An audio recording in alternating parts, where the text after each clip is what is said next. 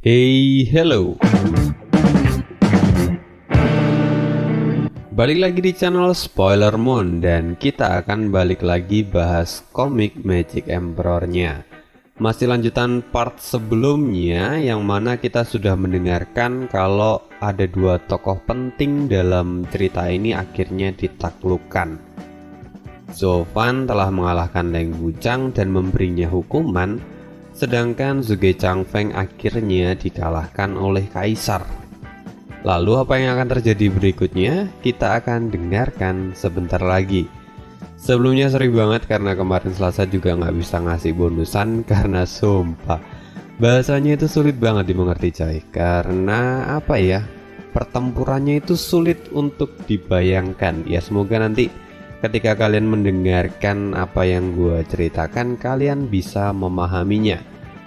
Dan sebelum lanjut, cuma mengingetin kalau misalnya mau donasi rekan-rekan, boleh banget, linknya ada di kolom deskripsi. Thank you dan kita lanjut ke part 79. Di part kali ini Ane ambil dari light novel bab 465 sampai dengan 471. Silakan ambil posisi paling PW dan silakan siapkan cemilan kalian dan kita mulai ceritanya. Setelah Zhuge Changfeng dibawa untuk dipenjarakan, kini tersisa para jenderal dan juga para pemberontak di aula kekaisaran. Mereka mulai merengek dan mencoba untuk meyakinkan Kaisar supaya tidak menghukum Zhuge Changfeng, lantaran Zhuge Changfeng sudah sangat berjasa bagi kekaisaran selama ini. Semua jenderal dan para pemberontak itu sampai berlutut dan memohon belas kasih. Tapi Kaisar menatap mereka dengan tatapan dingin, lalu dia berkata, jasanya akan dikenang oleh generasi muda di masa depan. Tapi dia juga masih adalah seorang pemberontak dan tidak bisa dimaafkan. Maka kalian tidak perlu memohon padaku. Ini adalah hukum di kekaisaranku. Penjaga, bawa para jenderal itu keluar dan penggal kepala mereka. Segera para penjaga melangkah maju dan menyeret para jenderal pemberontak itu. Mereka dibawa keluar aula dan setelah itu jeritan beberapa kali terdengar dan sangat mengerikan. Kini di sana tersisa para pemberontak yang mana wajah mereka pun berakhir menjadi pucat. Mereka berpikir bahwa nasib mereka akan sama seperti para jenderal. Kini tidak ada lagi yang bisa mereka lakukan selain menunggu giliran mereka. Tapi sekali lagi Kaisar tampak memandang mereka dan berkata, kalian semua telah dipengaruhi oleh pimpinan kalian. Sekarang kalian akan kuberikan dua pilihan. Mati bersama dengan para pemimpin kalian, atau kalian bisa tetap hidup dan mengabdikan diri sebagai penjaga kekaisaran dan menebus semua dosa kalian. Ya, ini adalah salah satu siasat dari Kaisar. Terlebih di saat ini kekaisaran itu sedang tidak stabil. Kaisar harus memiliki cukup pasukan untuk melawan keluarga Luo nantinya. Jadi dia tidak bisa menyia-nyiakan sumber daya yang tersedia seperti ini. Dan begitulah, setelah semua pemberontak mendengar ucapan dari Kaisar, mereka pun tentunya bersorak, lantaran mereka itu juga takut mati. Karena itu mereka segera mengucapkan terima kasih pada Kaisar dan bersumpah setia. Melihat hal ini, Kaisar pun tersenyum dan mengangguk puas. Sementara Duoba Liu Feng kini tampak tersenyum. Dia kemudian mengepalkan tinjunya dan berkata, selamat untuk yang mulia, Anda telah berhasil menekan para pemberontak. Terima kasih juga untukmu, kamu telah membantuku melakukan semua ini, kata Kaisar dengan santainya. Dan kemudian diakhiri dengan tawa keras khas Kaisar.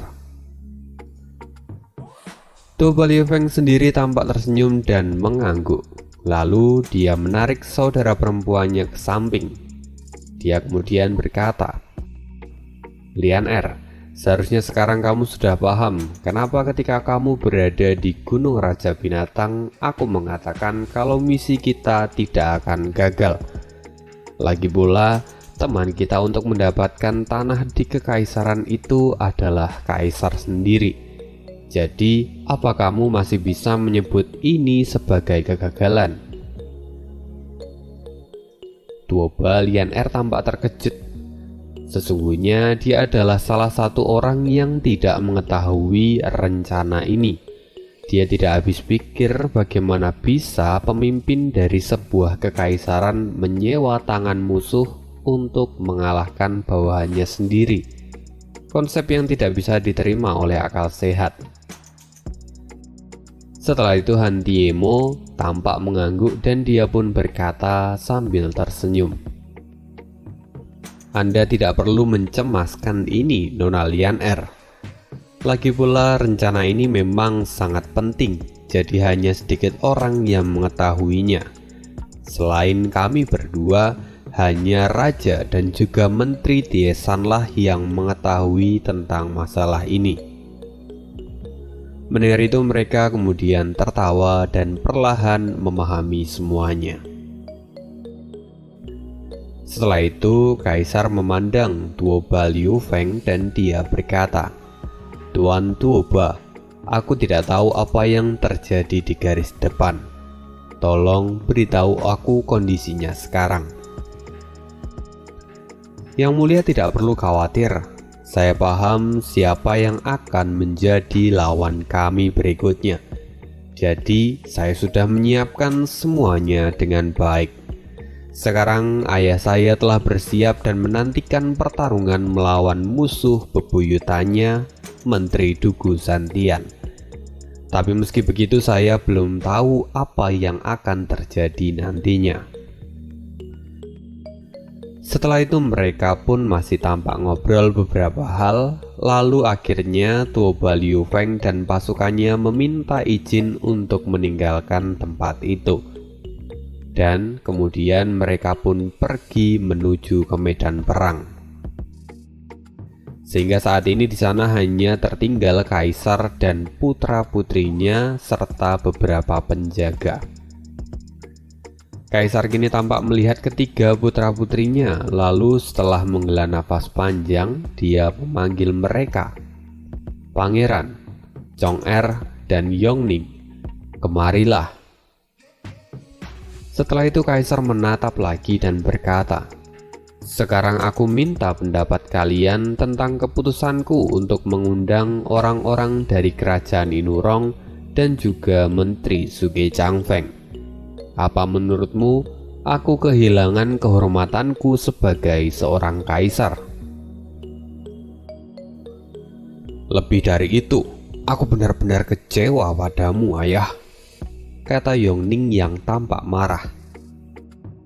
"Putriku, sepertinya kamu tidak bisa memahami semua ini." Kaisar dengan sedikit rona kemarahan di wajahnya mengatakan itu. Sedangkan Yongning kini tampak cemberut. Lalu tanpa basa-basi dia pun berbalik dan meninggalkan tempat itu. Kaisar kini tampak melihat punggung dari putri kesayangannya itu dan sedikit ada jejak kesedihan di matanya.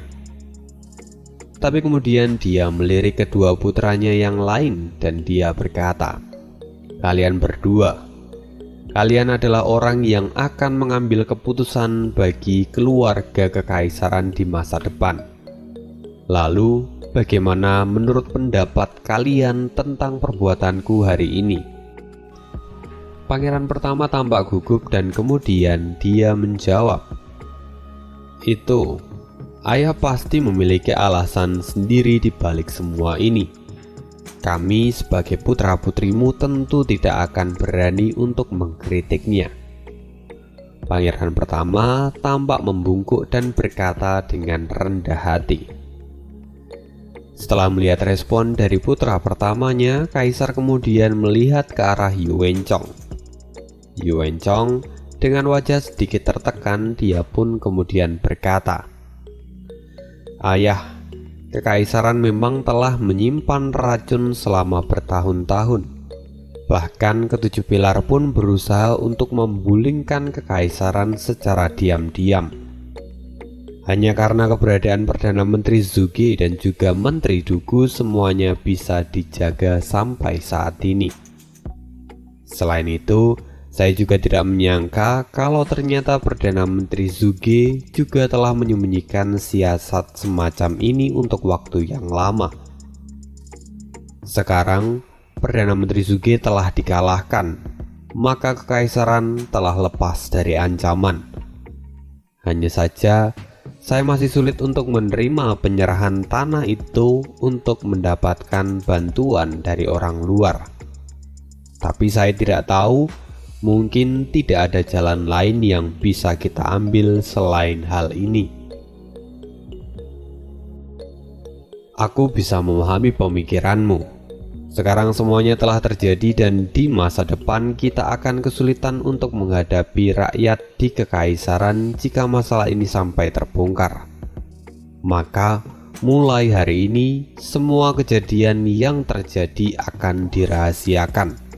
Dan ini adalah dekret dari kaisar, kata kaisar, yang kemudian membuat kedua pangeran itu mengangguk setelah mendengar ini. Setelah itu kaisar kembali berkata, "Hari ini kekacauan terjadi di kekaisaran. Meski kita kehilangan banyak hal, tapi aku masih memiliki tekad yang kuat.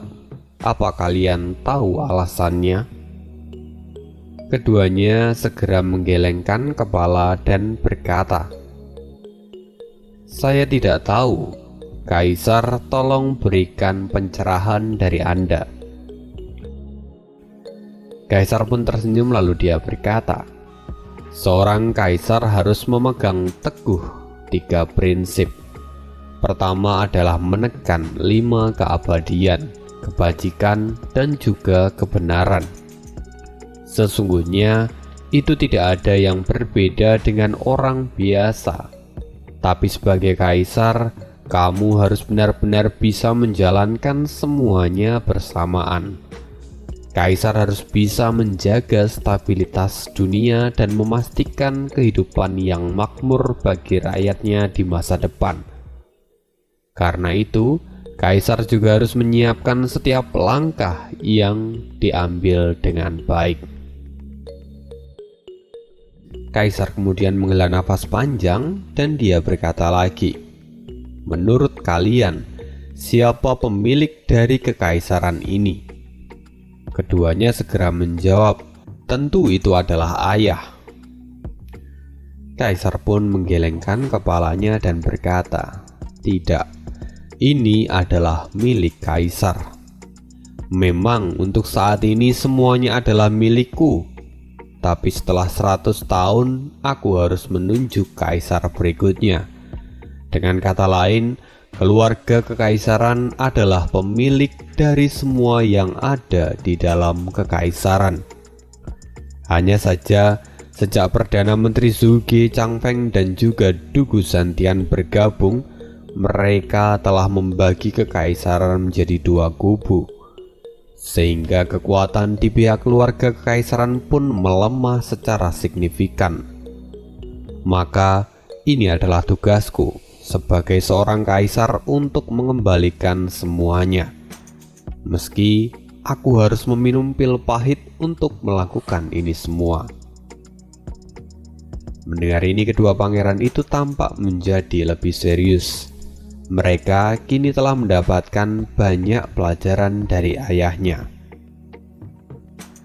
Sekarang kaisar melihat kedua orang ini dan dia kembali berkata, "Sekarang keluarga kekaisaran memiliki peluang untuk bangkit.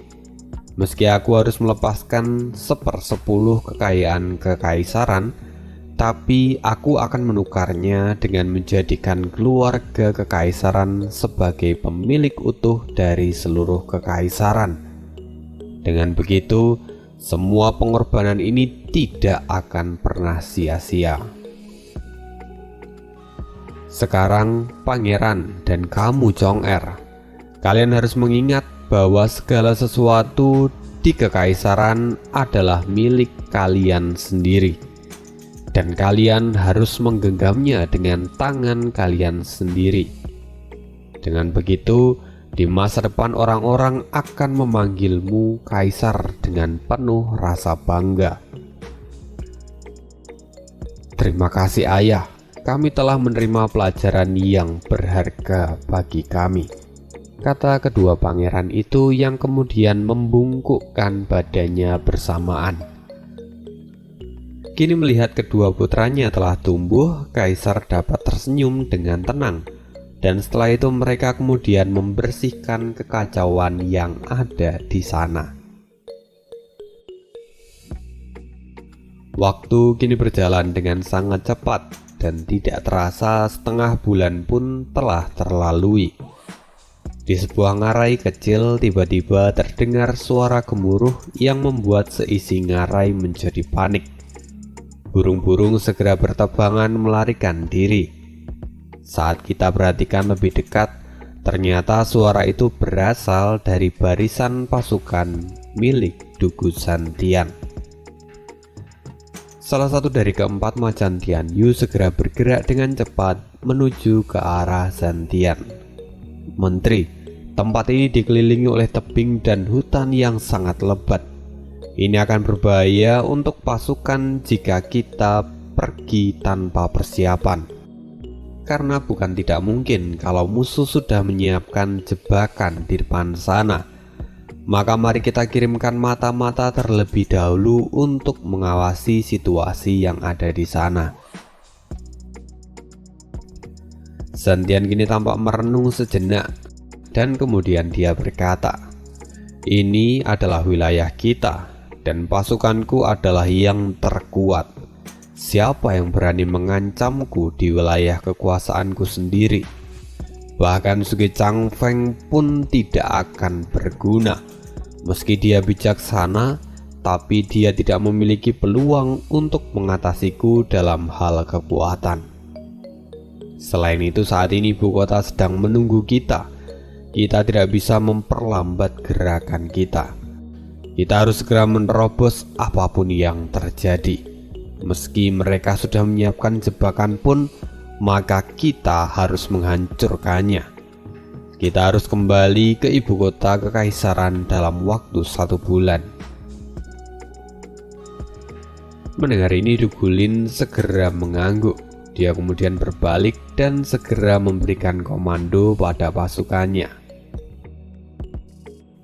Namun tiba-tiba ledakan keras terdengar seperti guntur yang mengguncang tanah. Cahaya aneh terpancar dan menyapu di langit. Segera setelah itu, api mulai bermunculan dan membakar lembah itu. Dalam sekejap, ribuan pasukan pun mati dalam hitungan menit. Para prajurit yang ada di depan kini mulai tampak panik dan berteriak, "Ini jebakan, ada formasi yang ditanam di sini." Dengan cepat, macan Tianyu kembali dan menghadap Santian. "Menteri, tolong berikan perintah Anda." Santian melihat ke arah hutan di sekeliling, lalu dia tampak bergumam. Kemudian dia memberikan perintah. Orang tua ini telah melakukan pertarungan ratusan hingga ribuan kali. Hanya karena trik kecil seperti ini, mana mungkin aku akan mundur. Terjang. Baik, kata keempat macan Tianyu. Mata Santian kini dipenuhi dengan semangat bertarung. Apakah ini rencanamu, Perdana Menteri Suge? Sepertinya kamu sudah menyiapkan jebakan untuk menunggu kepulanganku. Tapi sayang sekali, dalam hal kekuatan perang aku tidak akan pernah kalah darimu. Empat macan Tianyu, dengarkan perintah. Bentuk formasi pertempuran serpentin, teriak Santian dari belakang. Segera keempat putranya itu mengumpulkan kekuatan dan membentuk formasi dalam tim kecil. Lalu ledakan energi terjadi dan keempat formasi kecil ini menjadi pilar lalu bergabung menjadi satu. Kini penghalang yang sangat tebal telah berhasil dibuat. Ini adalah salah satu formasi pertahanan yang kuat dan biasanya digunakan untuk menerobos pasukan musuh. Dengan formasi ini, mereka berhasil terus melaju dan pasukan musuh pun dipaksa untuk tunduk. Kini pasukan Zantian sampai di tempat yang lebih aman dan mereka segera berkumpul lagi. Di belakang Zantian melihat ke sekeliling dan tampak tersenyum. Kemudian dia berteriak, "Apakah hanya ini keterampilan kalian? Ini tidak akan membuat orang tua ini gentar. Cepat keluar dan hadapi kami." Namun begitu Zantian selesai mengatakan ini, tiba-tiba raungan binatang buas menggema di seluruh hutan. Tentu ini membuat Zantian terkejut, seolah dia tidak percaya dengan apa yang dia dengar. Gemuruh binatang buas memenuhi setiap sudut hutan, dan tanah berguncang seperti terjadi gempa bumi. Sampai akhirnya pasukan binatang roh telah berbaris rapi di depan mata Zantian. Wajah Zantian kini tampak kaku. Kini dia bisa melihat bahwa pasukan binatang roh itu tidak lagi sendiri, melainkan ada orang yang menggunakan sirah perang dan duduk di atas punggung mereka. Ini adalah penampilan yang sangat familiar bagi Zantian, lantaran mereka adalah musuh bebuyutan selama bertahun-tahun. Pasukan kerajaan Inurong, bagaimana mereka bisa ada begitu banyak di tempat ini? Teriak Zantian dengan wajah penuh ketidakpercayaan. Zantian kini juga tampak menggertakkan giginya dan dia berkata, "Suge Changfeng, dia benar-benar seorang pengkhianat. Bagaimana bisa dia membawa begitu banyak pasukan dari kerajaan Inurong untuk memasuki kekaisaran? Jika ini dibiarkan, maka kekaisaran akan dalam masalah besar." "Menteri, ada sesuatu yang aneh tentang hal ini. Bahkan jika Suge Changfeng adalah Perdana Menteri, tapi tidak mungkin baginya untuk menyelundupkan pasukan sebanyak ini tanpa kita ketahui. Pasti ada sesuatu yang tidak beres," kata Dugu Feng dengan panik. Zantian kini juga tampak curiga, terlebih setelah mendengar kata-kata dari putranya itu. Apalagi saat ini di hadapannya ada lebih dari 1 juta pasukan dengan formasi pelindung di sisi mereka. Ini akan menjadi sebuah kerugian besar bagi kelompok Zantian. "Segera gunakan formasi angsa liar dan serang!" teriak Zantian. Keempat macan Tianyu segera merespon dan membagi jutaan pasukan itu menjadi 4 tim besar. Lalu kemudian mereka membentuk formasi angsa liar dan kemudian bergegas untuk maju ke depan. Nah, jangan tanya aneh formasi seperti apa angsa liar itu. Ini juga nyari kagak ketemu soalnya. Mungkin kayak blekok. Kalian tahu blekok gak sih? Ya, kalian cari tahu ya. Dalam sekejap keempat tim penyerang itu seperti 4 buah pisau yang tajam dan menusuk lurus ke depan ke arah pasukan dari kerajaan Inurong. Di sisi lain, di dalam hutan yang lebat, sosok bayangan hitam tampak tertawa setelah melihat gerakan dari Zantian. Dia kemudian berkata, "Orang tua itu masih saja sangat ganas seperti biasanya. Sekarang kalian pergilah dan urus mereka." Baik, segera keempat orang itu menghilang dengan sangat cepat. Raungan binatang buas keluar satu demi satu. Mereka kini telah ditekan habis-habisan oleh pasukan dari keempat macan Tianyu. Kombinasi dari keempat macan Tianyu itu memang sangat mengerikan dan solid. Bahkan Sekelompok ahli di ranah visi dewa pun tidak akan bisa menghadapi mereka dengan mudah. Itu sebabnya kenapa gerbang kekaisaran tidak pernah berani mengambil tindakan selama bertahun-tahun. Dan itu juga menjadi alasan kenapa Yunhai sangat mengagung-agungkan pasukan dari Santian. Saudara kedua, sepertinya tidak ada ahli yang kuat di pasukan Inurong yang memasuki kekaisaran kita kali ini. Kita bisa terus menerobos tanpa perlu khawatir sedikit pun, kata Dugu Feng saat melihat Dugu Lin. Dugu Lin sendiri menganggukkan kepalanya, tapi ada sesuatu yang masih mengganjal di dalam hatinya. Dia masih curiga dengan gerak-gerik musuh, apalagi saat musuh mengetahui kalau pasukan ayahnya berjumlah 3 juta orang. Mengirim ratusan ribu pasukan itu sudah sama saja seperti mengantarkan mereka menuju kematian. Tapi kenapa mereka masih begitu percaya diri? Dan benar saja, saat Dugu Lin bergulat dengan pikirannya, tiba-tiba ledakan pun terjadi di sana. Puluhan ribu binatang roh setinggi puluhan meter tiba-tiba jatuh di hadapan mereka. Dengan tubuh yang besar, pasukan binatang roh itu kemudian membuat pasukan dari keempat macan Tian Yu itu mengalami goncangan yang besar.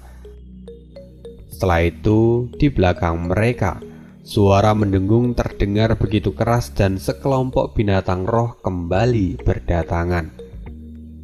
Melihat ini, Dugu Feng bergetar dan dia mengutuk.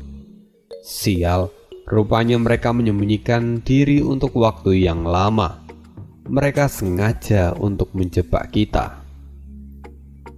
Apa itu? Aku belum pernah melihatnya. Kakak, beri aku jalan dan aku akan melawan mereka, teriak Dugu Huo yang segera bergerak ke depan bersama dengan pasukannya. Dugu Feng kini tampak berpikir sejenak kemudian mengangguk.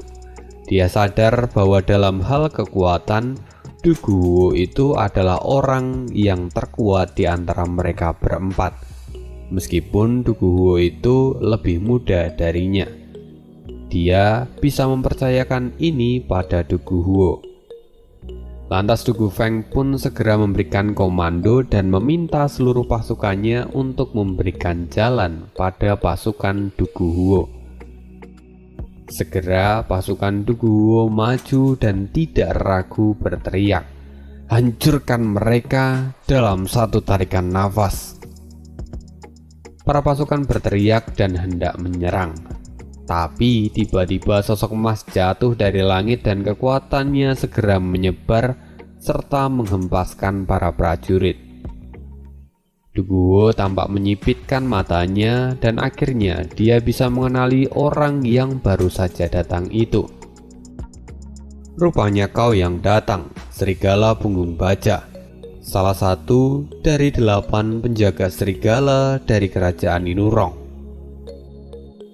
Benar, ini adalah aku. Akhirnya kita bertemu lagi, Dugu Huo. Mari kita lihat siapa yang lebih kuat di antara kita berdua, katanya sambil terbahak-bahak. Kedua orang ini kini saling menatap tajam dan dalam satu gerakan mereka maju tanpa ragu-ragu.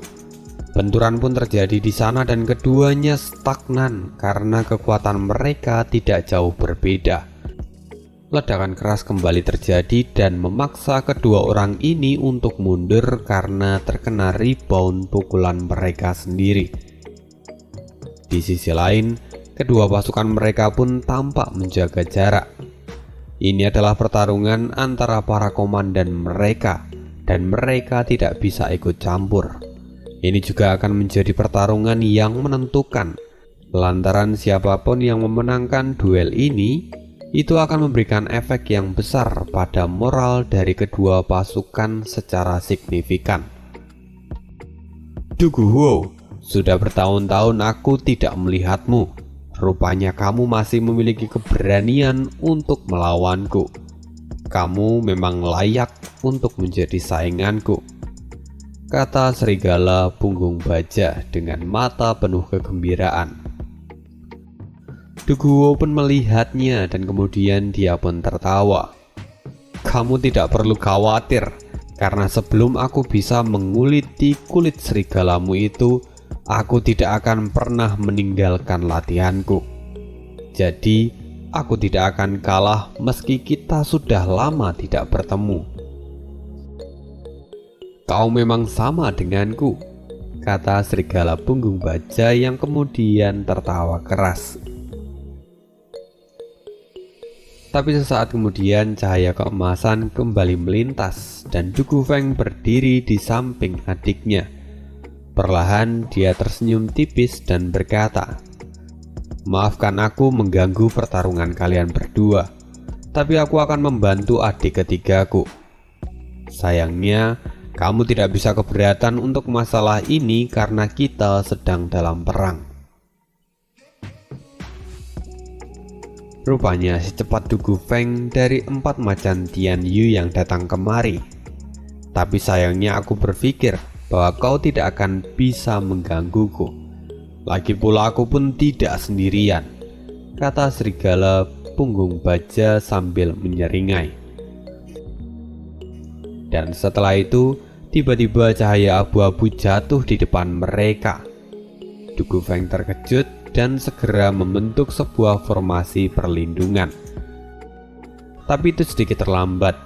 Segera cahaya abu-abu itu menyapu sekitar 200.000 pasukan Dugu Feng, dan akhirnya ke-200.000 orang itu dipaksa untuk mundur karena hempasan energi yang besar. Dan setelah kedatangan orang ini, pasukan binatang roh pun kemudian berdatangan juga di belakangnya. Kini pupil mata Dugu Feng mengecil dan kulitnya memucat tanpa sadar. Serigala bersenjata besi. 1 dari 8 penjaga serigala, kamu juga ada di sini. Dugulin yang melihat kedatangan 2 orang ini, dia menjadi semakin gelisah. Dia tahu kalau 3 dari 8 penjaga serigala sekarang ada di ibu kota kekaisaran. Tapi saat ini 2 orang lainnya ternyata juga hadir di tempat ini. Rupanya kerajaan Inurong belum mau berhenti memberikan kejutan mereka. Setelah itu, raungan binatang buas kembali mengguncang langit dan pasukan binatang roh kembali berdatangan bersamaan dengan datangnya seorang pria berambut merah darah. Dugulin tampak terkejut setengah mati dan dia tampak bergumam. Serigala bayangan darah, penjaga serigala paling mengerikan dari 8 orang lainnya. Kenapa dia juga ada di sini? Kini mata Dugulin memadat. Dia tahu benar kemampuan dari orang ini. Serigala bayangan darah adalah ahli pengendalian binatang roh yang sangat langka. Dengan metode pengorbanan darahnya, dia bisa membangkitkan sifat dari binatang roh untuk masuk ke dalam mode berserk. Gimana sih bacanya? Berserk. Ya itulah. Dan bisa meningkatkan kekuatan tempur dari binatang roh itu sampai 10 kali lipat. Jika dia ada di sini dan kedua pasukan ini bertarung, maka dia adalah orang yang paling merepotkan. Karena itu, Dugulin kini tampak berkeringat dingin. Dan setelah itu, dari sebelah kanan kembali terdengar auman binatang roh yang mengerikan. Pasukan yang baru saja datang itu dipimpin oleh serigala suar. Dia juga adalah salah satu dari 8 penjaga serigala yang memiliki kemampuan untuk memanipulasi angin. Orang ini bisa memobilisasi pasukan binatang roh yang sangat besar dengan sangat cepat, dengan cara meminimalisir gesekan tubuh binatang roh itu dengan angin. Sejujurnya, kekuatan orang ini tuh masih lebih lemah daripada Dugu Feng. tapi kemampuannya itu sangat berguna untuk memobilisasi pasukan binatang roh dalam jumlah besar. Dan sekarang 4 dari 8 penjaga serigala telah hadir di sini dan bersama dengan pasukan yang juga tidak sedikit. Ini tentu akan membuat goncangan yang besar bagi pasukan dari Macan Tianyu. Tapi cahaya kuning kemudian melesat ke tengah pertarungan itu dan dia mulai melindungi pasukan Dugulin serta yang lainnya. Kini pasukan kerajaan Inurong benar-benar diblokir oleh orang yang baru saja datang. Pasukan itu tak lain adalah milik dari Dugusan. Pasukan yang dia pimpin adalah pasukan khusus yang mendapatkan bimbingan langsung dari Zantian, yang mana kekuatan pasukan ini adalah kekuatan pasukan yang paling stabil jika dibandingkan dengan 3 pasukan lainnya. Tidak heran jika pasukan Dugusan itu dijuluki sebagai gunung yang tidak dapat digerakkan. Namun tetap saja di hadapan pasukan musuh dengan ratusan ribu binatang roh yang siap menyerang, Dugusan tetap dipaksa mundur selangkah demi selangkah. Dugusan, menyingkirlah dari jalanku, teriak serigala bayangan darah. Tapi Dugusan tampak tersenyum. Kenapa? Ini adalah tugasku untuk menghadangmu. Saudara kedua, aku akan membantumu menahan serigala bayangan darah di sini, kata Dugusan sambil menoleh ke arah Dugulin. Melihat saudaranya itu, Dugulin kemudian mengangguk dan tampak berterima kasih. Serigala bayangan darah tidak bisa dibiarkan begitu saja. Dia segera bergegas dan berteriak, "Ubah formasi, jangan sampai mereka lepas." Di sisi lain, pasukan Dugulin yang berjumlah 200.000 pasukan segera mengubah formasi mereka dan berpencar ke dalam hutan. Kini mereka menjadi tim-tim kecil yang terdiri dari puluhan ribu pasukan berkuda dan telah siap untuk bertempur. Serigala bayangan darah melihat ada sesuatu yang salah di sini, tapi dia tidak bisa menyia-nyiakan waktu dan melepaskan pasukan dari Dugulin. Terlebih, saat ini pasukan binatang rohnya juga dalam mode mengamuk, jadi dia tidak perlu khawatir. Akhirnya pasukan binatang roh itu bergegas mengejar Dugulin ke dalam hutan. Mereka tampak haus darah dan seolah-olah siap menerkam semua pasukan musuh. Tapi begitu mereka masuk ke dalam hutan, pasukan Dugulin segera membuka jalan sehingga binatang roh itu masuk ke dalam hutan. Lalu pasukan itu segera mengelilinginya dan berniat menaklukkan binatang roh itu satu persatu dalam kelompok. Melihat ini, pasukan dari serigala bayangan darah memadat. Dia berteriak dalam hatinya dan berniat untuk menghentikan pasukannya itu. Tapi semuanya sudah terlambat.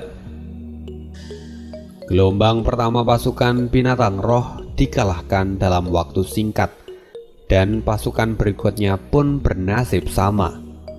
Meskipun pasukan dari Dugulin itu juga mengalami kerusakan di beberapa titik, tapi secara garis besar mereka telah memenangkan permainan ini.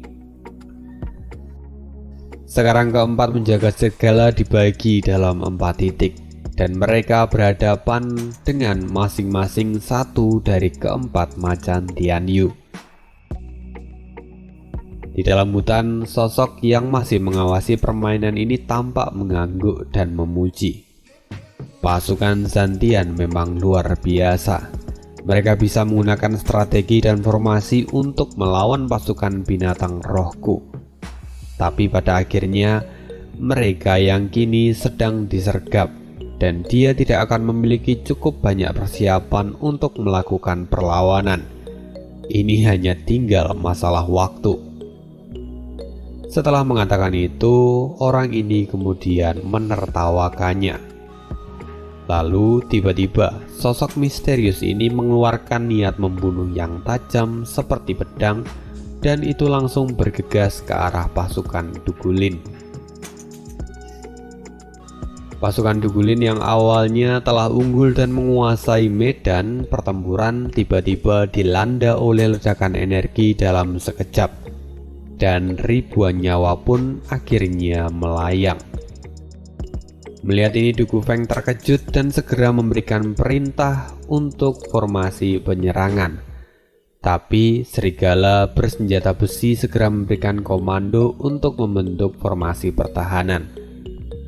Segera kedua kekuatan ini kembali beradu dan ledakan pun terjadi. Tapi kini giliran pasukan Du Gufeng yang menjadi incaran.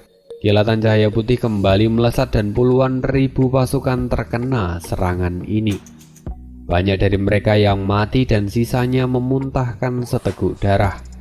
Bahkan Du Gufeng pun sampai memuntahkan seteguk darah juga karena serangan ini. Ketika Du Gufeng mengangkat kepalanya, dia melihat ada pasukan yang baru saja datang. Orang itu adalah seorang pria muda berbaju putih dan memegang pistol perak di tangannya. Di belakangnya kini juga ada pasukan, namun mereka tidak bersama dengan binatang roh. Ini adalah pemandangan yang sangat jarang terjadi di pasukan kerajaan Ninurong. Apalagi mereka adalah pasukan yang mengutamakan pengendalian binatang roh daripada kultivasi tubuh. Dan orang ini tak lain adalah pemimpin pasukan dari unit khusus pasukan kerajaan Ninurong, yang mana mereka adalah unit yang paling ditakuti. Mereka dipimpin oleh salah satu dari 8 penjaga serigala. Orang itu diberi julukan sebagai serigala pembunuh. Melihat penampilan dari pria ini, Du Gufeng tampak berkeringat dingin dan merasa ketakutan. Di sisi lain, Du Guwo tampak lebih ketakutan lagi dan jantungnya berdebar dengan cepat. Keempat macan Tian Yu sudah sejak lama berhadapan dengan pasukan dari kerajaan Ninurong, jadi mereka sudah sangat familiar dengan ke-8 penjaga serigala. Dan kedatangan orang ini benar-benar memberikan tekanan yang mengerikan di situasi ini. Setelah orang ini mengambil tindakan, puluhan ribu pasukan kekaisaran telah dibantai habis. Hanya dalam beberapa menit, lebih dari 200.000 pasukan terbunuh dan sebagian terluka. Ini adalah sebuah bencana. Padahal saat ini Dugusan berada di garis depan untuk menahan serangan ini. Jika tidak, kerusakan yang timbul pun akan menjadi lebih besar lagi. Memikirkan hal ini, Du Guwo tampak khawatir dan kemudian dia memandang Du Gufeng.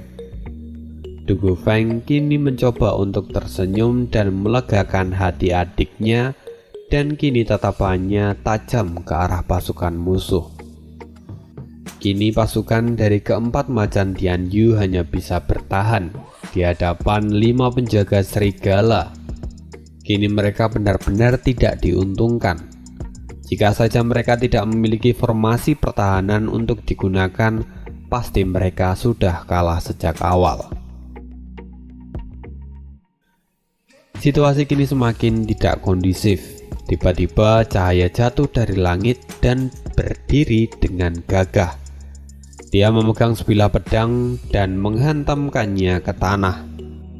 Dengan suara lantang, dia berteriak, "Dengarkan perintahku. Semua pasukan berkumpul dan membentuk formasi jiwa naga." Semua orang segera melihat ke belakang dan mata mereka tampak bersinar. Ternyata orang yang datang itu tak lain adalah sang jenderal perang, Menteri Dugusan Tian. Tanpa basa-basi, semua pasukan segera berkumpul di bawah pimpinan keempat macan Tian Yu. Tapi Pasukan penjaga serigala tentu tidak membiarkan mereka begitu saja. Mereka mencoba untuk mengejar dan menyeret pasukan yang bisa mereka tangkap. Ya, walaupun beberapa orang akhirnya tertangkap dan mereka menjadi tumbal untuk pelarian yang lainnya. Tapi pada akhirnya, kini semua orang telah berkumpul dan segera membentuk formasi lingkaran yang cukup aneh. Keempat macan Tianyu berdiri di setiap penjuru lingkaran dan wajah mereka tampak sangat tenang serta percaya diri. Kalian 5 penjaga serigala, apa kalian pikir bisa mengalahkan kami dengan mudah? Jangan salah, putra-putraku tidak selemah itu.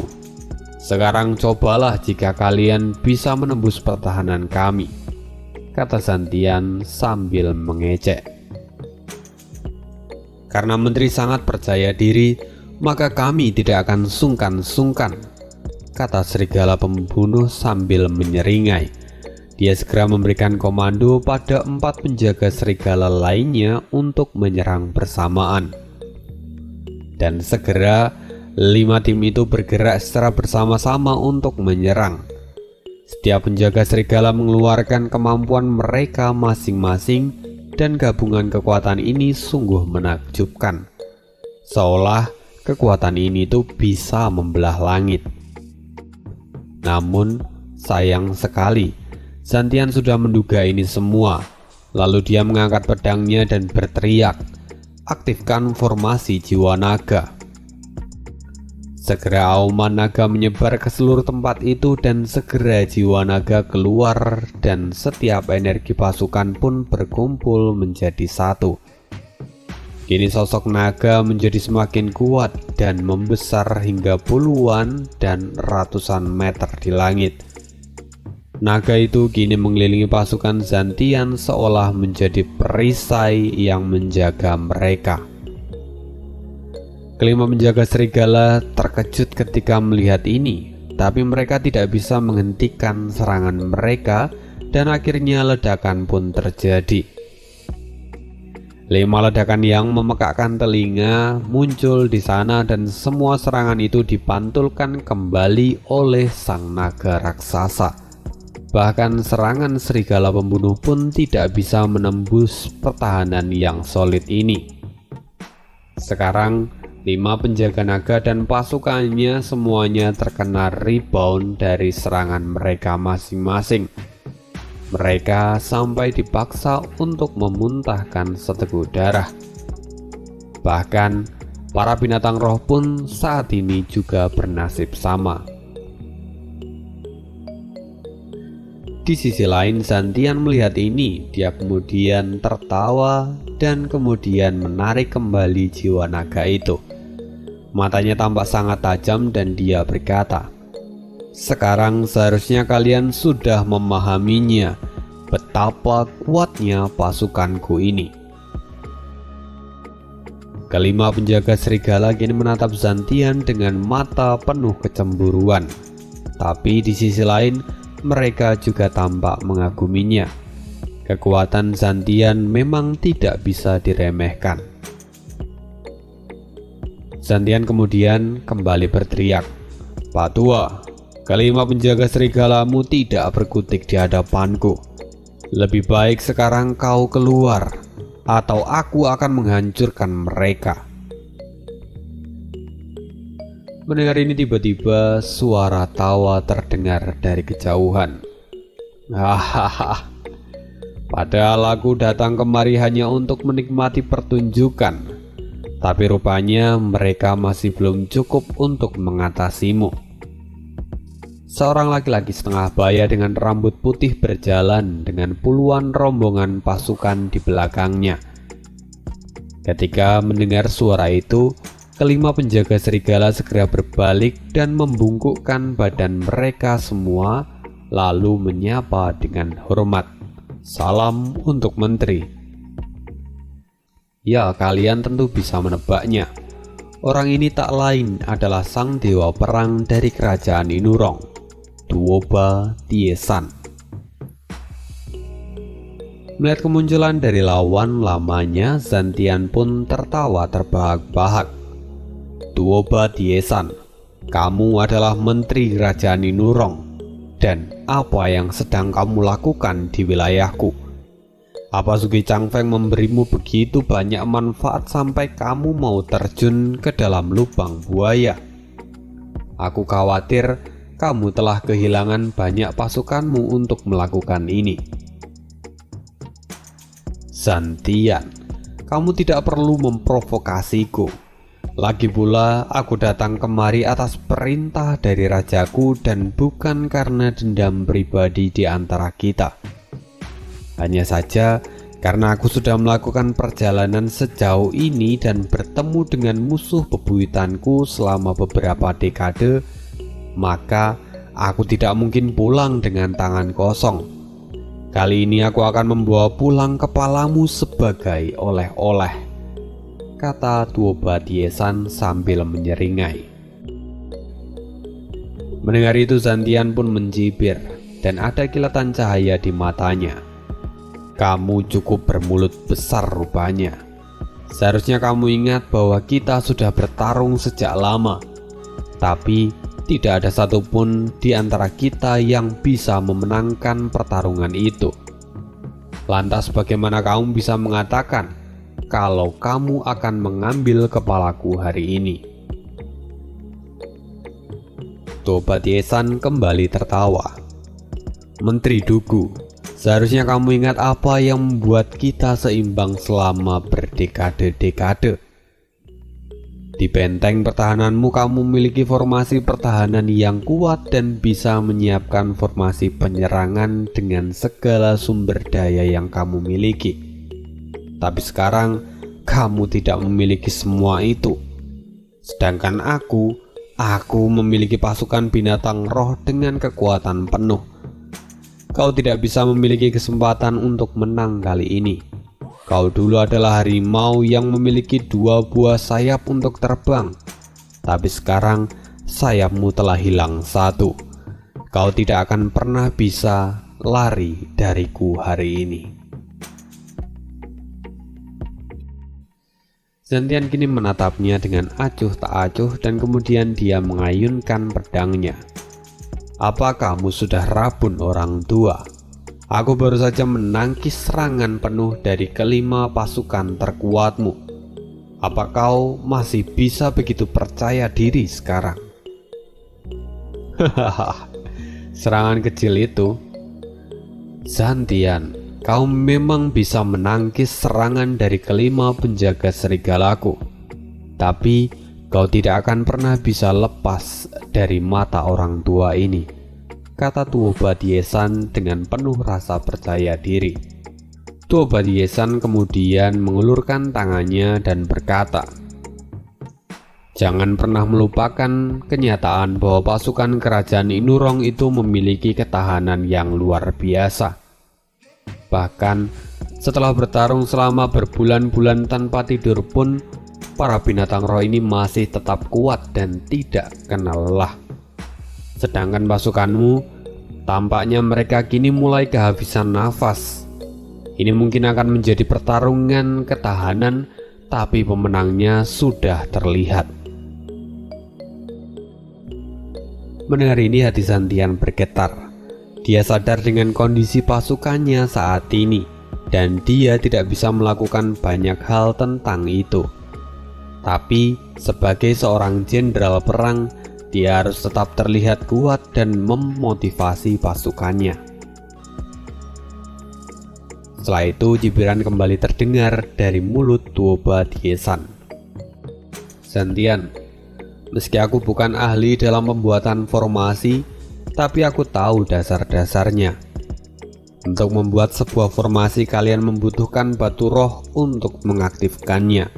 Sedangkan saat ini kalian tidak memiliki cukup batu roh bersama dengan kalian. Artinya kalian bisa mengaktifkan formasi ini dengan kekuatan pasukan kalian sendiri. Sedangkan kekuatan yang dibutuhkan itu tidaklah sedikit.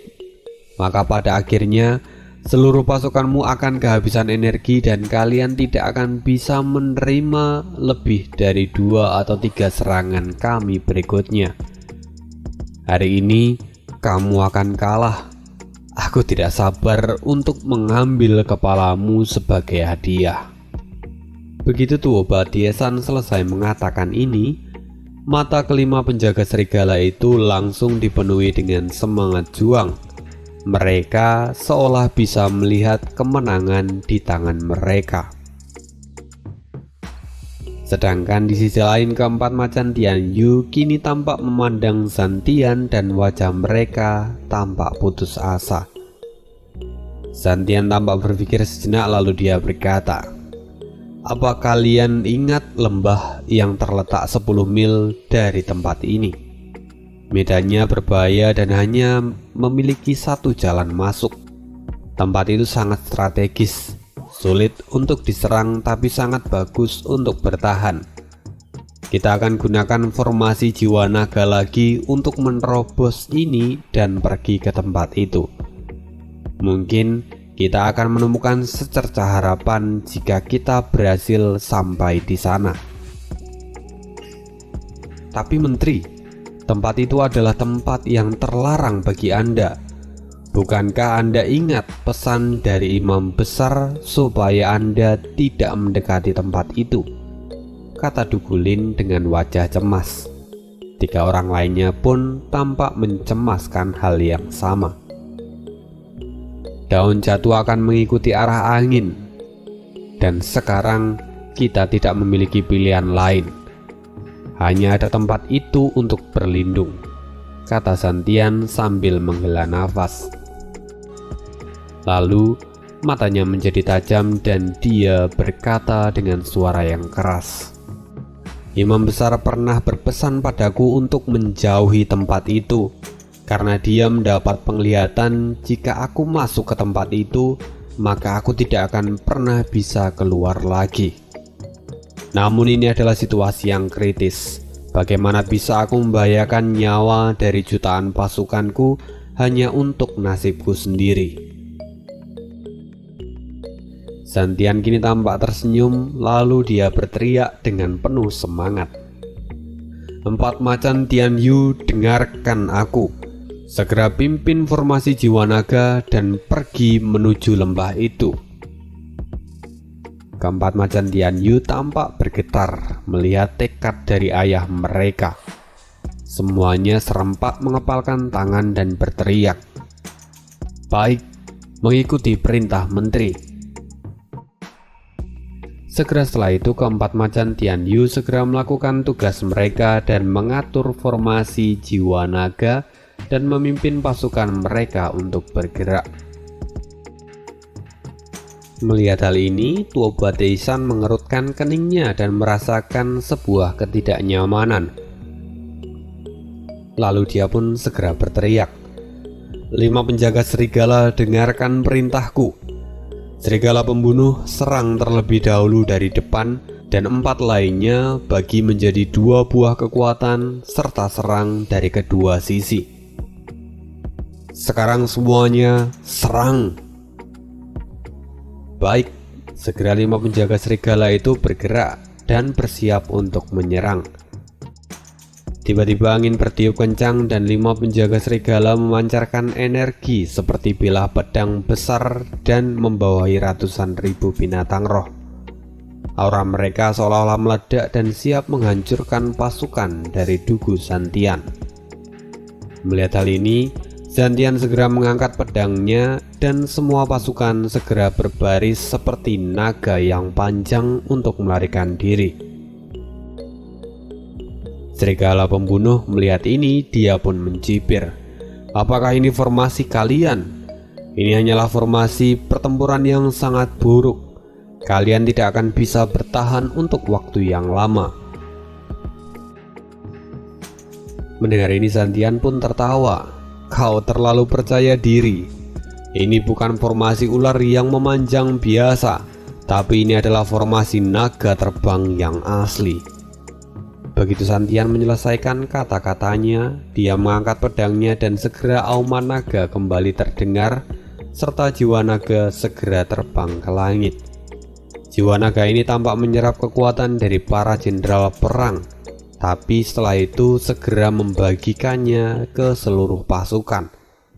Dalam sekejap semuanya dibungkus oleh tubuh naga dan mereka pun terbang ke langit. Melihat hal ini, Tuo Batiesan sangat terkejut sampai kulitnya pun memucat karena syok. Dia tidak menyangka bahwa ternyata formasi ini bukan hanya formasi pertahanan, tapi juga adalah formasi penyerangan. Segera setelah itu serangan dari 5 serigala akhirnya berbenturan dengan naga emas ini, dan semuanya kembali dihancurkan dalam sekejap. Pasukan musuh kembali dibuat jatuh dan memuntahkan seteguk darah karena terkena rebound serangan ini. Bahkan beberapa dari mereka sampai mati dan juga terluka parah. Sedangkan di sisi lain, pasukan Dugu Santian tampak terbang di langit dan diselimuti oleh jiwa naga. Kini mereka benar-benar terbang menjauh dan melarikan diri. Kelima penjaga serigala terkejut ketika melihat hal ini. Mereka buru-buru meminta saran dari Tuo Batiesan. Tuo Batiesan saat ini masih tampak terkejut dengan kemampuan formasi dari Santian. Dia kini tampak memikirkannya untuk beberapa saat, lalu dia berkata, "Kejar mereka, mereka tidak akan bisa pergi jauh." "Apa? Kita masih harus mengejar mereka? Kita telah mengalami banyak kerugian di sini karena tipuan mereka. Bahkan jika kita bisa mengejar mereka pun, apa kita bisa bertahan melawan mereka?" kata serigala suar dengan wajah bingung. Tapi Tuo Batiesan tersenyum dingin dan dia berkata, "Seharusnya kamu menyadari hal ini. Jika formasi mereka itu benar-benar kuat, mereka tidak akan mungkin melarikan diri. Artinya formasi ini masih akan menguras tenaga mereka, dan jika mereka tidak memiliki kekuatan untuk bertarung lagi, maka kita bisa mengalahkan mereka. Kita tidak boleh menyia-nyiakan kesempatan ini." Mendengar itu, kelima orang itu segera mengangguk dan kemudian mereka pun mengkomando pasukan mereka untuk mengejar pasukan dari Santian. Setengah jam pun berlalu. Naga raksasa yang dibentuk oleh jutaan pasukan Zantian akhirnya kembali mendarat. Namun sayangnya, kekuatan jiwa mereka benar-benar telah terkuras habis. Bahkan banyak tentara yang langsung pingsan hingga mati ketika mendarat. Formasi ini benar-benar meminta bayaran yang sangat mahal, kata keempat macan Tian Yu saat melihat pasukan mereka sendiri. Zantian kini tampak menghela nafas panjang dan dia bergumam, "Kalian pergilah dan periksa kerusakan yang kita alami." "Baik," jawab keempat orang itu. Mereka mulai menghitung jumlah orang yang menjadi korban dan segera melaporkan setelahnya. "Menteri, ada sekitar 300.000 pasukan yang menjadi korban," kata keempat macan Tian Yu. Zantian tampak termenung dan air mata mengalir di pipinya. "Kita telah kehilangan sepertiga dari pasukan kita sebelum perang dimulai. Ini adalah kegagalan yang belum pernah terjadi sejak aku menjadi Menteri Pertahanan. Aku benar-benar merasa malu karena reputasi burukku kali ini," kata Zantian. Mendengar ini, keempat macan Tian Yu pun tampak sedih karena kehilangan begitu banyak pasukan dan melihat ayahnya yang tampak sedih kali ini. Dugulin sadar akan kesedihan ini, tapi mereka juga tidak bisa diam seperti ini. Mereka harus segera bergerak, atau pengorbanan pasukan mereka akan sia-sia. Dia kemudian memberanikan diri dan berkata, "Menteri, lembah Guhong sudah ada di depan. Kita harus segera bergerak, atau pasukan dari Tuo Batiesan akan menyusul kita." Zantian kini tampak menarik nafas panjang dan membersihkan pikirannya. Dia segera mengangguk dan segera memimpin pasukan yang tersisa untuk pergi ke lembah Guhong. Tapi sebelum mereka masuk, Zantian sempat melihat tulisan di sebuah monumen batu yang bertuliskan Lembah Guhong. Dan setelahnya dia seperti merasa udara dingin merayap hingga tengkuknya. Itu membuat Zantian merasa merinding sekaligus sedih di saat yang bersamaan. Apalagi jika dia mengingat kalau ramalan itu memang sampai terjadi, maka tempat ini akan menjadi kuburan baginya. Tapi sekarang dia tidak memiliki jalan untuk kembali. Dia kemudian kembali memimpin pasukan itu untuk memasuki lembah Guhong dan semuanya perlahan menghilang di dalam kabut. Ya, sedikit informasi bahwa lembah Guhong ini dikelilingi oleh kabut yang tebal.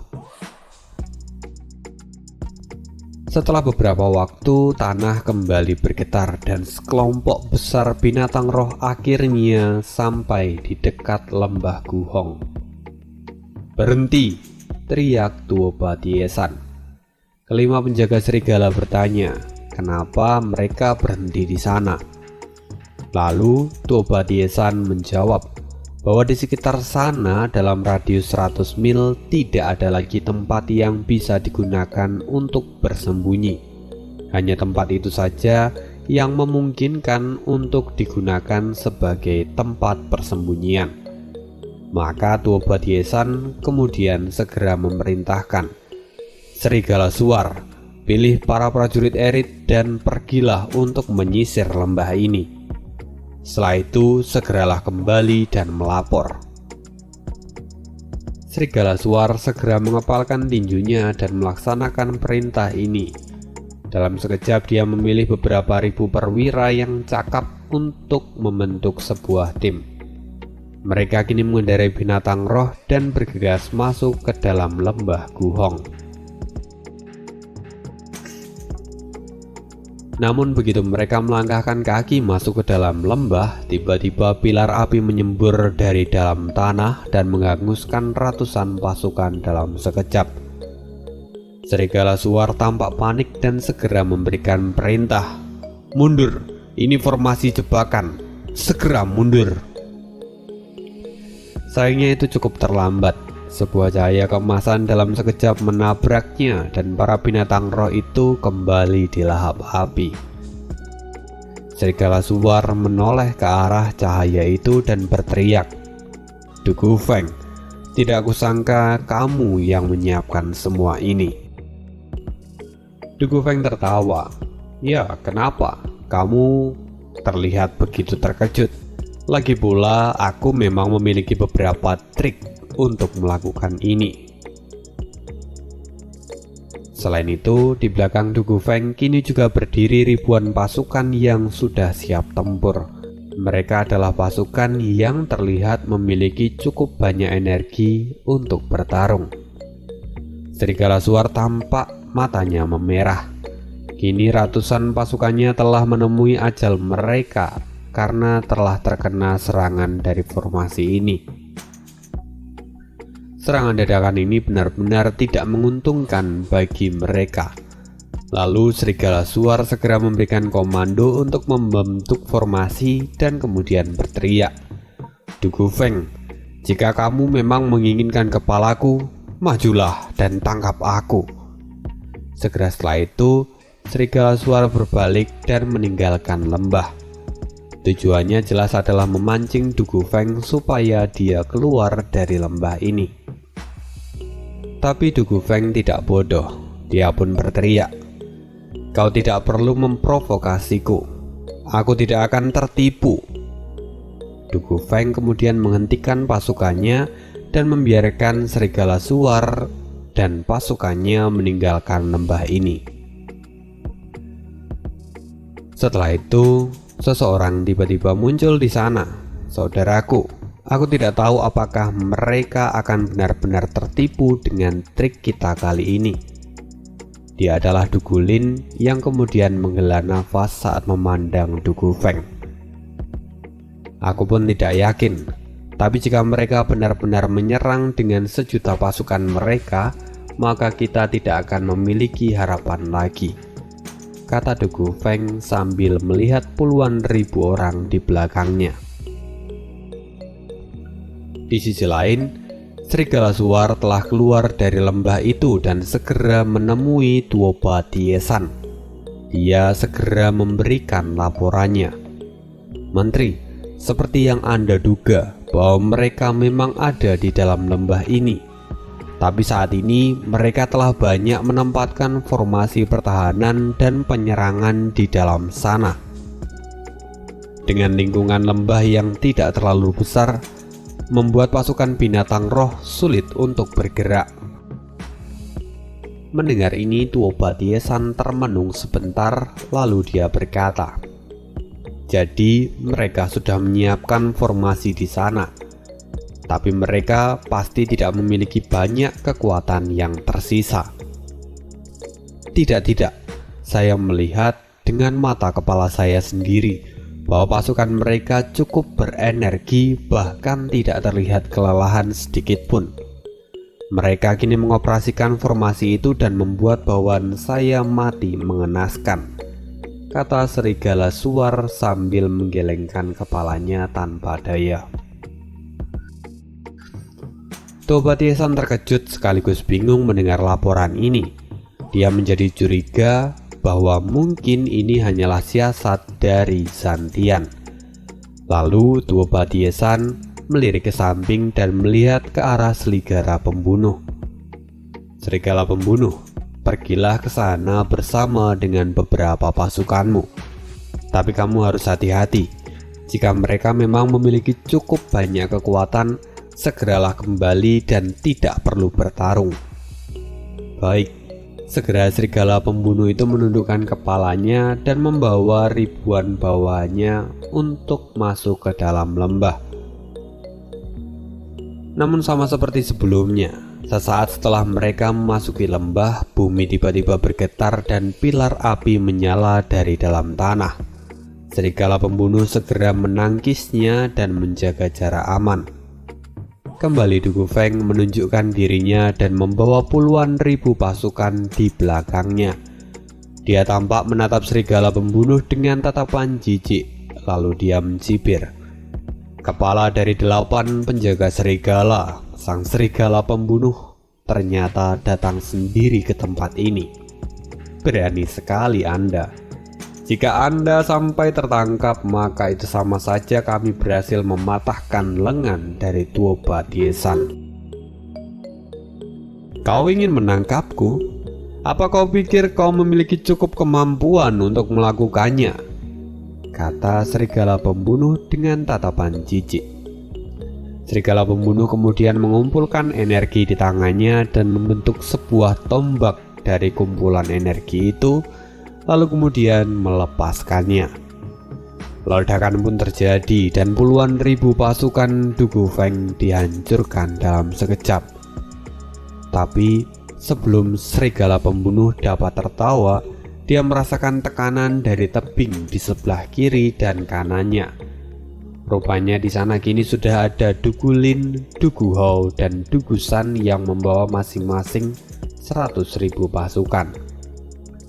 Melihat semua vitalitas pasukan mereka, serigala pembunuh tampak berwajah masam. Sekarang dia hanya membawa beberapa ribu orang, dan jika dia terus memaksa, maka pada akhirnya dia hanya akan tertangkap. Akhirnya, serigala pembunuh melambaikan tangannya dan segera memberikan komando untuk mundur. Dalam sekejap, sosok serigala pembunuh dan pasukannya menghilang di dalam kabut dan keluar dari lembah. Setelah kepergian dari serigala pembunuh secara bertahap, pasukan yang dipimpin oleh keempat macan Tianyu itu tiba-tiba memudar dan menghilang. Rupanya, para pasukan ini semuanya hanyalah ilusi untuk menakut-nakuti pasukan dari kerajaan Indurong, termasuk pasukan yang tadi dihancurkan. Lagi pula, memang sekarang mereka itu tidak memiliki cukup pasukan untuk digerakkan, lantaran formasi yang mereka gunakan sebelumnya untuk melarikan diri itu benar-benar telah membuat pasukannya kehabisan energi. "Adik, apa kamu tidak apa-apa?" kata Dugulin yang kemudian menghampiri Dugu Feng. Dugu Feng mengambil nafas panjang dan kemudian mengangguk, meski kini wajahnya tampak masam. "Tidak apa-apa, hanya dadaku sedikit sesak karena serangan serigala pembunuh tadi. Dan itu benar-benar nyaris." Benar saja, untungnya ayah angkat sudah memprediksi kalau Duo Batiesan akan mengirimkan pasukan lagi untuk memastikan. Jika tidak, semua kebohongan kita akan terbongkar. Untuk sekarang, kita bisa bernafas lega, kata Dugulin. Kini keempat orang itu saling memandang satu sama lain dan kemudian tertawa bersama. Di sisi lain, akhirnya serigala pembunuh keluar dari dalam lembah dan segera memberikan laporan pada Duo Batiesan. "Lapor Menteri, saya melihat ada sekitar 400.000 pasukan siap tempur yang menghadang saya di dalam sana." 400.000 pasukan dan dilengkapi dengan formasi yang sudah ditanam. Bagaimana itu bisa terjadi? Jika seperti itu, maka kita akan kesulitan untuk mengambil alih tempat ini, kata Duo Batiesan yang mana saat ini dia mengerutkan keningnya. Lalu setelah beberapa saat dia kemudian memberikan perintah. "Sekarang semua pasukan segera kelilingi wilayah ini. Kita akan mengunci mereka di dalam sana sampai mereka kehabisan logistik. Pada akhirnya, kitalah yang akan memenangkan ini. Kita hanya perlu menunggu sedikit lebih lama." Segera para jenderal mengepalkan tangan mereka dan menerima perintah itu. Di sisi lain, keempat macan Tian Yu mengawasi pergerakan mereka dari dalam lembah. Dan sekarang, semua pasukan kerajaan Indorong telah mendirikan tenda. Mereka kemudian memutuskan untuk kembali dan melapor pada Santian. "Lapor Menteri, saat ini pasukan musuh tidak berani masuk ke dalam lembah dan mereka telah mendirikan tenda di luar lembah. Mereka sepertinya berniat untuk mengulur waktu dan membuat kita kehabisan logistik," kata Dugu Feng sambil membungkuk. Santian kini tampak sedih dan masih terdiam. Dia tidak mengatakan apapun. Dugulin yang melihat ayahnya yang begitu terpuruk, dia kemudian memberanikan diri dan mengusulkan, "Menteri, bagaimana jika kita mengirimkan slip giok untuk meminta bantuan?" "Kemana kita harus meminta bantuan? Saat ini kekaisaran juga sedang dalam krisis dan Yang Mulia pun dalam bahaya. Bagaimana mereka akan membantu kita?" kata Santian yang kini kemudian berdiri. Matanya mulai menajam dan dia kemudian berkata, "Siapa yang menyangka bahwa di dalam rumahku sendiri Suge Changfeng berhasil mendesakku sampai seperti ini. Triknya memang benar-benar luar biasa." Mendengar ini, keempat macan Tian Yu hanya bisa menghela napas panjang. Sosok jenderal perang yang paling ditakuti di seluruh kekaisaran akhirnya benar-benar dipojokkan hingga kehabisan pilihan. Tapi kemudian Dugulin mengusulkan, "Bagaimana jika kita meminta bantuan pada adik kelima?" Mendengar pernyataan ini, tiga macan yang lainnya tampak tercerahkan, seolah-olah mereka itu melihat secercah harapan. "Itu ide yang bagus. Lagi pula adik kelima telah mengambil alih 7 pilar di bawah pimpinannya. Meski mereka tidak memiliki cukup banyak prajurit bersamanya, tapi dia memiliki Steward Zuo yang mungkin memiliki cara untuk menyelamatkan kita," kata Dugu Feng dengan penuh semangat. dan kedua saudaranya pun tampak mengangguk dengan setuju. Tapi Zantian tampak muram. Dia kemudian berkata dengan marah, "Diam, apa kalian bodoh sampai ingin meminta bantuan pada mereka? Jangan sampai di antara kalian ada yang mengirimkan pesan pada Yunhai." "Tapi kenapa, Menteri?" kata Dugu Feng dengan spontan karena merasa terkejut. Zantian mengambil nafas panjang lalu dia berkata, "Sejak Zuo Fan memperoleh jiwa naga, dia sudah menjadi duri di dalam daging. Dan setelah Yunhai memutuskan untuk pergi dan berseberangan denganku, kita sudah tidak memiliki hubungan dengannya lagi. Sebelumnya, kita juga berniat menghancurkan keluarga Luo.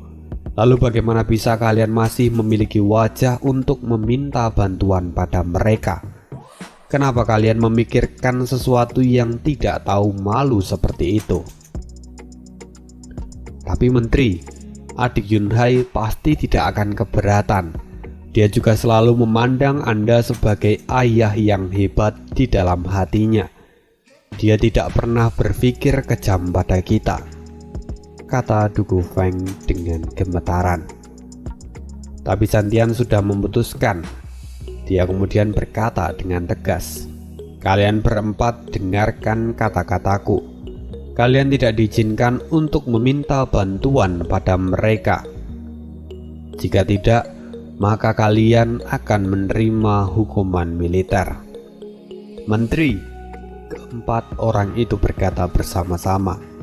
Tapi Zantian melambaikan tangannya dan berkata, "Yunhai mungkin masih memiliki kasih sayang pada kita, tapi orang tua ini sudah menghapusnya saat memutuskan untuk menghancurkan keluarga Luo. Jadi, tidak mungkin sekarang orang tua ini akan meminta bantuannya di saat krisis seperti ini dan mengungkit perasaan lama. Ini adalah keputusanku. Kalian tidak perlu membujukku lagi." Kini mereka berempat benar-benar kehabisan kata-kata dan hanya bisa tertunduk sambil menghela nafas. Setelah itu, keempat orang ini pun mundur dan meninggalkan Zantian. Keempat orang ini akhirnya pergi cukup jauh dari kamp mereka yang ada di dalam lembah. Lalu mereka tampak kembali berbincang di sana. Kakak pertama, kakak kedua, "Karena ayah tidak mengizinkan kita untuk meminta bantuan dari Yunhai, maka apa yang harus kita lakukan dalam krisis ini?" kata Dugu Huo dengan wajah suram. Dugu Lin kini sedikit mengerang dan ada kilatan cahaya di dalam matanya. "Aku akan tetap mengirim slip Gio itu untuk meminta bantuan pada adik kelima." "Tidak. Apa kakak tidak dengar apa yang dikatakan ayah angkat tadi? Apa kakak meragukan integritas ayah angkat? Bahkan jika kita berhasil diselamatkan, tapi ayah angkat akan..." Kata-kata Dugu Feng tiba-tiba terputus. Dia tidak sanggup untuk mengatakannya. Wajahnya kini tampak khawatir. Dugu Lin mengerutkan keningnya dan dia berkata, "Kakak pertama, adik ketiga, dan adik keempat, apa kalian tidak berpikir bahwa kondisi kita sangatlah aneh?" "Apa yang aneh?" kata ketiganya bersamaan. "Coba pikirkan baik-baik. Sebelumnya Yang Mulia meminta kita untuk menghancurkan keluarga Luo dan gerbang kekaisaran. Kita berangkat dan sampai di medan pertempuran di saat yang tepat. Tapi tiba-tiba kita mendapatkan dekrit untuk kembali karena kekaisaran mengalami kekacauan," kata Dugu Lin. "Memangnya apa yang aneh? Kekaisaran mengalami pemberontakan dan meminta bantuan. Jadi sudah sangat wajar kalau kita diminta untuk kembali," kata Dugu Feng dengan wajah yang kebingungan. "Itu memang benar, tapi apa kalian lupa siapa kaisar? Beliau adalah orang yang memiliki banyak senjata di balik lengan bajunya. Dia juga adalah dalang yang memancing pertikaian antara gerbang kekaisaran dan keluarga Luo, sehingga beliau bisa menjadi nelayan dan memanen ikan dengan santainya. Artinya, mengalahkan keluarga Luo seharusnya adalah prioritas. Tapi tiba-tiba kita mendapatkan dekret untuk segera kembali. Bagiku ini sangatlah aneh, kata Dugulin. Lalu Dugulin berkata lagi, selain itu, saat kita kembali, kita benar-benar sudah dikepung dan seolah-olah ini semua sudah direncanakan oleh seseorang. Terlebih, kita adalah pasukan yang berpengalaman. Pada dasarnya, kita tidak akan jatuh dengan mudah ke dalam perangkap seperti ini, kecuali kita sedang dalam keadaan terburu-buru. Bahkan, kita tidak bisa menunggu kabar dari mata-mata terlebih dahulu dan kita terus bergerak. Karena itu, kita jatuh ke dalam perangkap ini. Maksudmu, dekret ini adalah sebuah jebakan? Apakah Sui Changfeng menggunakan ini untuk menjebak kita? Tapi, jika itu memang benar, apakah Kaisar sudah berhasil dikalahkan dan dekret itu jatuh ke tangan Sui Changfeng, sehingga dia bisa memalsukan dekret kekaisaran? Kata Du Gufeng dengan tubuh gemetaran, seolah-olah dia tidak bisa mempercayai ini. Tapi Dugulin menghela nafas panjang dan menggelengkan kepalanya. Aku tidak benar-benar yakin dengan apa yang kamu katakan barusan. Tapi aku tahu siapa yang bisa memahami semua skema ini sejak awal. Siapa? Kata mereka bertiga serempak. Dugulin kemudian dengan wajah serius berkata, Steward Zuo. Tentu saja kalian pasti masih mengingat akan semua tindakannya ketika kita mengepungnya saat di gerbang kekaisaran.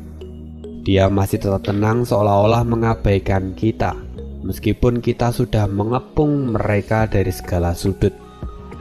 Pada awalnya, aku berpikir bahwa dia adalah orang yang arogan. Tapi sekarang aku mulai memahami bahwa sepertinya itu bukan karena Steward Zuo yang arogan, tetapi karena dia tahu apa yang akan terjadi. Mendengar ini ketiga orang itu terkejut dan Du Gufeng pun berkata, jadi menurut kakak, apakah Steward Zuo dan Sui Changfeng itu bekerja sama? Jika memang begitu, maka akan sia-sia kalau kita mengirimkan pesan pada adik kelima sekarang. Mendengar ini, kedua orang lainnya juga tampak serius mendengarkan.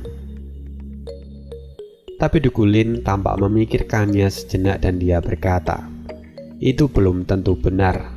Lagi pula, Steward Zuo adalah orang yang tidak tertarik pada jabatan dan dia selalu berusaha membuat Yun Hai menjadi patriark keluarga Luo yang sesungguhnya. Karena itu, aku ragu kalau Zuo Fan akan ikut dalam konspirasi melawan pasukan kita. Sekarang, kita hanya punya satu pilihan. Aku akan meminta bantuan pada adik kelima, dan kemudian setelah kita bebas, aku akan menanyakan ini semua pada Steward Zuo untuk membongkar kebenaran yang sesungguhnya. Setelah mendengar ini, ketiga orang lainnya berpikir bahwa analisa yang diberikan oleh Dugulin itu memang sangat masuk akal. Dan mereka juga tidak punya pilihan lagi saat ini. Hanya saja, Duguho masih tampak ragu-ragu. Lalu bagaimana dengan ayah angkat? Dugulin pun tertawa dan dia berkata, tentu saja ayah angkat itu sangat penting. Karena itu aku Dugulin akan melakukan ini sendiri dan menerima konsekuensinya. Hei, kakak, aku tidak akan membiarkan reputasimu rusak sendirian. Jika kamu mendapatkan hukuman, maka aku akan menemanimu, kata Du Gufeng sambil tertawa. Setelah itu Duguho dan Dugusan merangkul kedua orang itu dan berkata, kita adalah saudara sehidup semati, maka kita berempat akan mendapatkan hukuman yang sama. Setelah itu, keempat orang ini tertawa bersama dan merasakan kehangatan dari sebuah keluarga. Di sisi lain, di balik pepohonan, di sana ternyata ada Zantian yang saat ini mengawasi keempat putranya. Dia sangat pandai menyembunyikan hawa kehadirannya, jadi keempat putranya itu tidak bisa merasakannya di sana. Sekarang, dia tampak tersenyum dan menggelengkan kepalanya. Setelah itu, Zantian pun bergumam, "Kalian berempat memang anak-anak yang konyol, tapi aku yakin jalan hidup kalian masih panjang. Sekarang, aku akan menanggung semuanya sendirian." Perlahan Zantian mundur dan menghilang di dalam kabut yang tebal. Dan apa yang akan terjadi berikutnya? Apakah Yunhai akan menolong mereka, atau apakah ini akan menjadi kehancuran bagi Zantian? Jumpa lagi di hari Minggu. See you again dan bye. Jangan lupa yang mau donasi, linknya ada di kolom deskripsi.